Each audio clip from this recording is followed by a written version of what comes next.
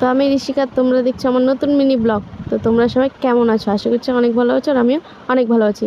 তো প্রথমে তোমাদেরকে আকাশের ভিউ দেখিয়ে দিলাম, তারপর আমাদের কাছে সুন্দর সুন্দর ফুল।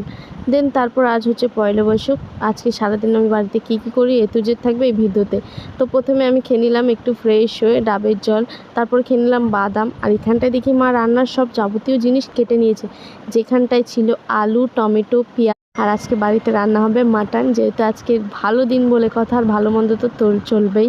তারপর দেখি মা এখানে মাটনটা ম্যারিনেট করে নিল, তারপর দেখি এখানে কষাচ্ছে, মানে পেঁয়াজ আর আদা রসুন দিয়ে প্রথমে তেলে নাড়িয়ে নিচ্ছে, দেন তারপর হচ্ছে এখানে মাটনটা দিয়ে দেবে।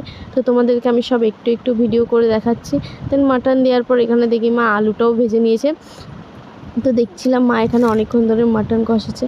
আর আজকে দিনে তোমরা কে যাচ্ছ কমেন্ট করে জানিও কিন্তু। তার টমেটোমও দিয়ে দিলে, তো টমেটো দেওয়ার পর সুন্দর করে কষিয়ে নিল। আর আমাদের মাটন প্রায় শেষের দিকে। তারপর দেখি এখানে প্রেশার কুকার দিয়ে দিল। তারপরে মাটন হতে হতে এখানে দেখি দাদু চলে এসেছে লেবু মালাই নিয়ে। তো দাদুর থেকে বেশি না 5 টাকা লেবু মালাই নিলাম। আর রিনার লেবু মালাইটা দারুণ লাগে, খুবই টেস্ট। তবে লেবু মালাই খাওয়ার পর এখানে হয়ে গেল দেখি আমাদের মাটন রান্না, আর একদম লাল লাল ঝোল ঝোল। তারপর আমি মাটন দিয়ে সুন্দর করে ভাত খেয়ে নিচ্ছি, যেহেতু মাটন খুবই খুবই ফেভারিট একটা জিনিস। আমি খুবই ভালোবাসি মাটন খেতে। তোমরা কারা কারা মাটন খেতে ভালোবাসো প্লিজ তাড়াতাড়ি কমেন্ট করে জানিও। আর সাথে ছিল গন্ধরাজ লেবু আর পেঁয়াজ, কোনো কথাই হবে না আজকের, জমে গেছে পুরো ভাত খাওয়া।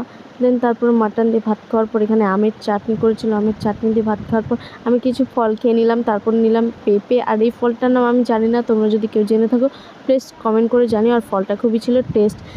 রাত্রেবেলা আমি মোমো খেয়ে আজকে ভিডিওটা এখানেই শেষ করছি। তো কেমন লাগলো আমার ভিডিও তোমরা সবাই কমেন্ট করে জানিও। বাই, তোমাদের সাথে আমার নেক্সট ব্লগে দেখা হচ্ছে।